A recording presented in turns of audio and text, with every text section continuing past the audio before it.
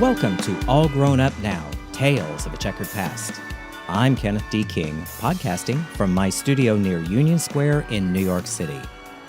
This podcast is an evolution of the tale, All Grown Up Now, A Friendship in 3 Acts. This is Season 2, and it's called Tales of a Checkered Past. It's a collection of short stories from my salad days on up to the present. In each podcast, another self-contained story will be presented.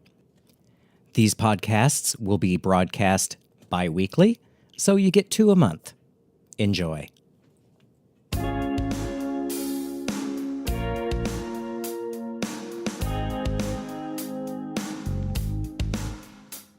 Episode 49, I call A Short Tale of Authenticity.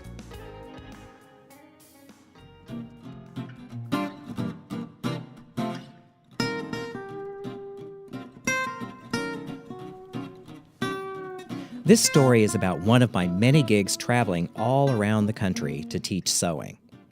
This part of my career began in earnest after I was on the Sewing Today TV show in the early 1990s. It was a TV show put on by PBS that featured Nancy Fleming, former Miss America 1961. Her talent was sewing. Look it up on YouTube. She was the host, and I was the sewing expert. And this gig led to my first book and all of the traveling to teach. One teaching gig I did early on was for the Bernina Sewing Machine Company, right where I lived in San Francisco. It was a lunch program for their Bernina University, where I, along with several other teachers, did a little presentation. Mine involved me hamming it up with a cocktail hat to make a point. Now, I don't mind looking ridiculous if it will get the point across. After that gig, a colleague sat me down and warned me off the gay thing, talking about myself camping it up, mentioning a boyfriend, or otherwise letting it be known that I'm gay. What? I thought she was crazy. This was San Francisco.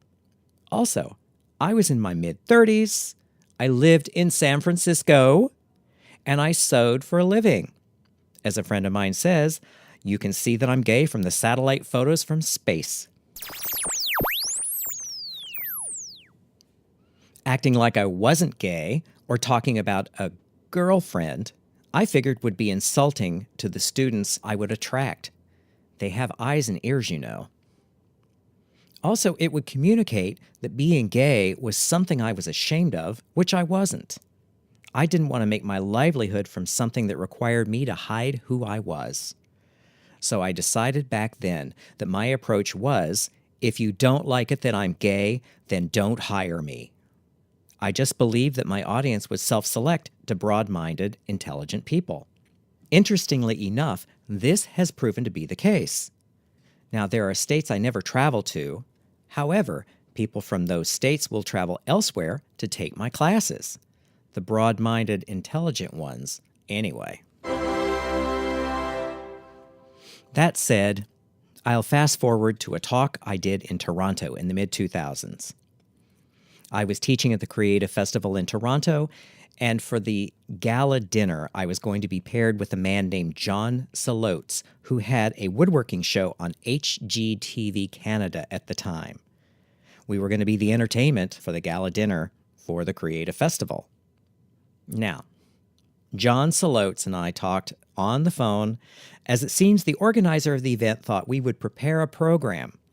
We'd rehearse it, we'd do all the extra work in our own time before we met at the event to prepare. No way. But we agreed on the phone, John and I, that hell, we weren't getting paid extra. We were just going to wing it. The evening of the event, we were seated at the same table with his lovely wife.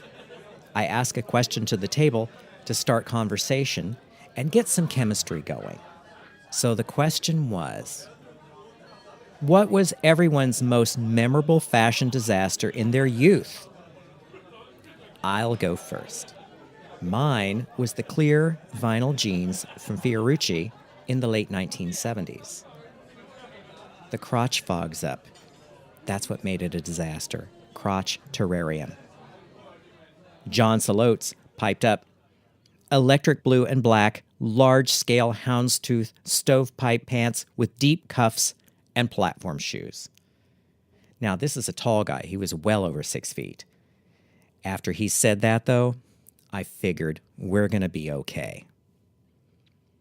After the dinner, our time came to perform, so we went up to the podium and stood there, me at my full 5'4", he a full head taller. Wanting to get the show going, I pulled the microphone down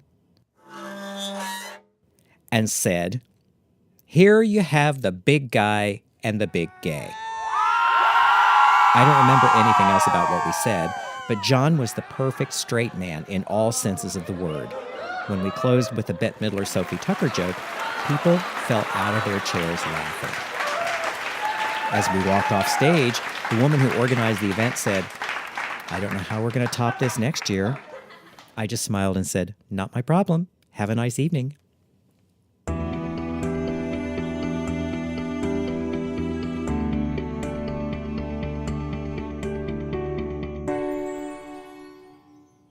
Afterwards, I passed through the crowd, greeted people, and eventually made to leave. On the way out of the ballroom, a woman walked up and asked me if she could have a few words with me. We sat down in the lobby to talk. "So, what's on your mind?" I asked. She told me a story of seeing me at that Bernina luncheon all those years ago in San Francisco. At the time, she thought I was entertaining and followed me from then on. She thought my information was good, and she liked me.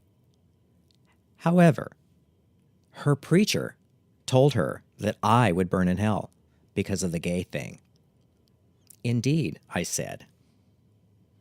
She couldn't square what she was seeing and experiencing, a nice guy who knew a lot and was a good teacher, with someone who would burn in hell. "But then my son came out," she said. "My preacher said he was going to burn in hell as well, but I know my son."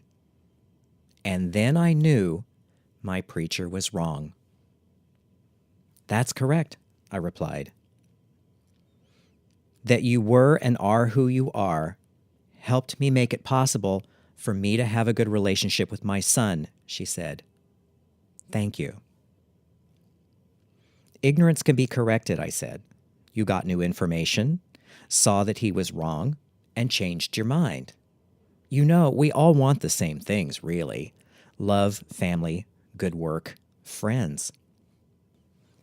She thanked me again. She gave me a warm hug, and we parted.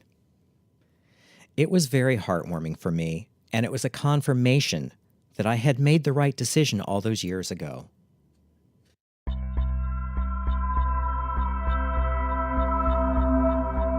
It is written in the Gnostic Gospels that Jesus said, "If you bring out that thing that is within you, it will save you.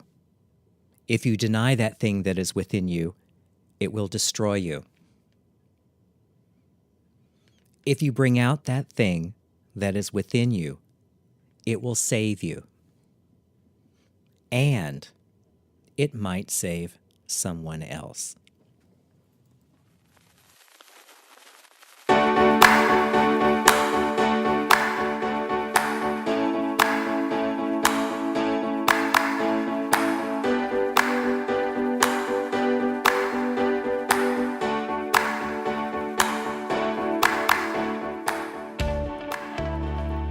Thanks for listening. You can get the audiobook All Grown Up Now on iTunes, Audible, and Amazon, or from my website, allgrownupnow.com. You can subscribe to the podcast on iTunes, SoundCloud, Stitcher, Spotify, and Google Play. If you have any questions, you can reach me through the website, allgrownupnow.com.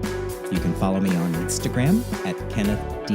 King, on Facebook at Kenneth D. King Design, or on my main website, KennethDKing.com.